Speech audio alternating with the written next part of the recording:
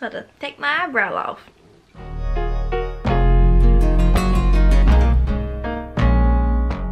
What is up, you guys? It's Yaz and welcome back to my channel. If this is your first time viewing my channel, hey love, my name is Yaz. Go ahead and click that subscribe button and click the bell for notifications so you can be alerted every time I upload a new video. So in this video, I will be talking about tips to pass pathophysiology.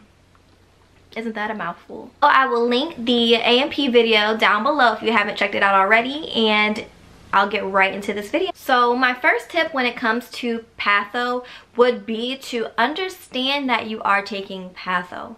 Now with me, I struggled with patho. If you guys are oldies but goodies, you know that patho was a class for me that it definitely challenged me, and I struggled the first half of that class, and that's because I didn't understand that I was taking patho. Now what I mean by that is anatomy and patho go hand in hand.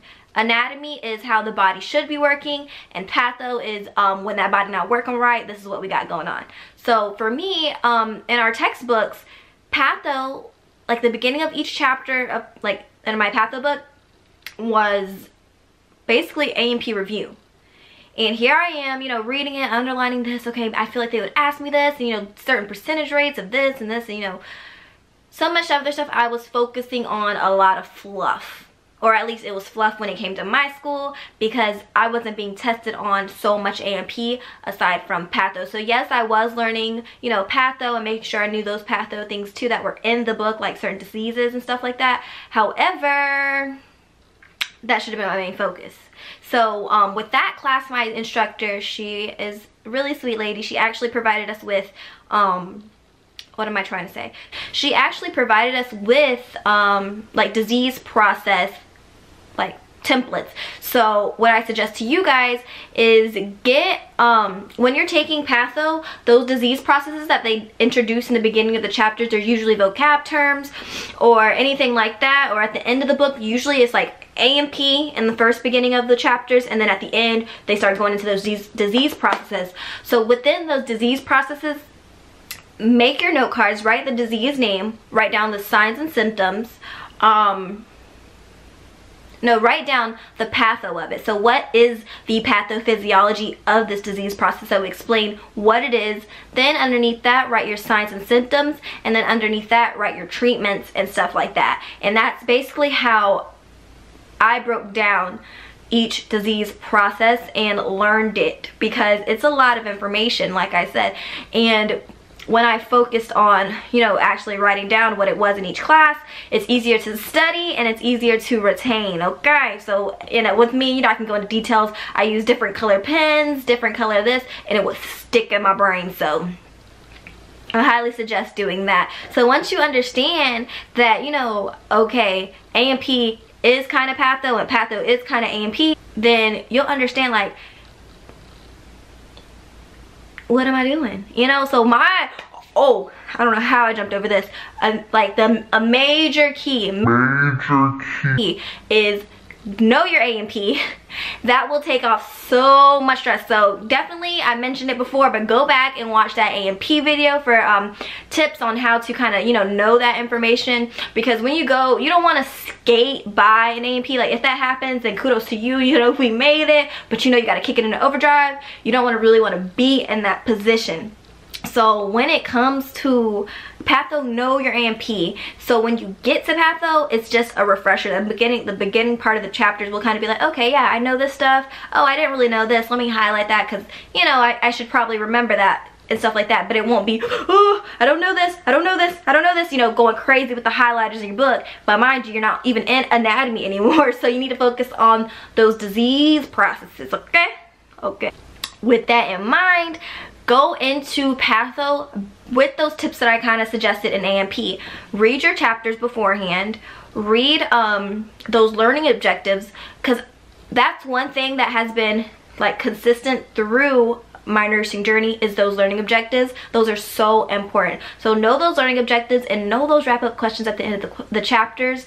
That's a major key as well. So definitely use that book. Open your book.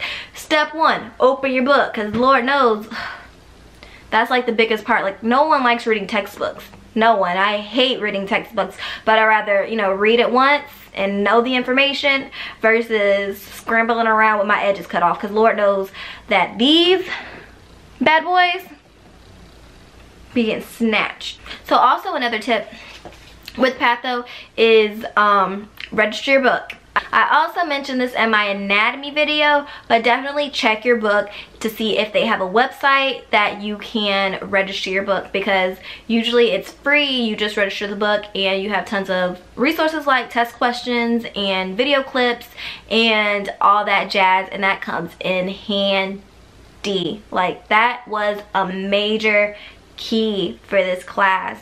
So like I mentioned in the beginning of this video, I was failing. Like, I took the first midterm. Like, with that class, I only had 2 grades. So, you know, we started school, we had our midterm, and then we had our final at the end. So with that being said, I was stressed. I went in and I did, I don't want to say horribly on my midterm, but I got a 74.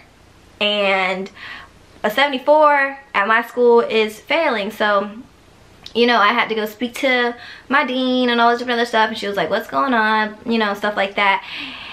And that hurt my soul. So definitely I had to work and I had to change what I was doing. So after, you know, I spoke to her and, you know, realized like, wow, this is a horrible feeling. Like, now I have to figure out what I'm doing wrong, because I felt like I studied so much and I failed, and I felt like that was just like mind-boggling, but that was because I wasn't studying what I needed to study.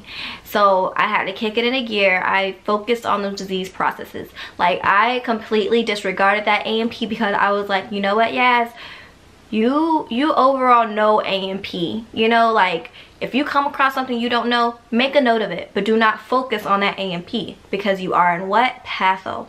So after that, I basically turned all those drug diagnoses into note cards. I tested myself on those daily, and I went into my final. I took it and I passed. I feel like I got like a 80, like a 87 something. I don't remember what exactly I got. It was a high B, and I finished that class with an 80 on the head. So I went from failing to pulling through with a B, and all I'm saying is that that was through focusing on the patho of things instead of the anatomy of things. So that is it for this video. I hope you guys found it helpful. If you've taken patho and you have any tips for, you know, other nursing students or anyone who's taking patho, definitely comment them down below, because, you know, we're all about helping each other out around here, okay? And share your knowledge, because I'm sure it will be helpful to somebody else. So thank you so much for watching. If you enjoyed this video, give me a thumbs up. Don't forget to subscribe, and I'll see you all in my next video. Bye!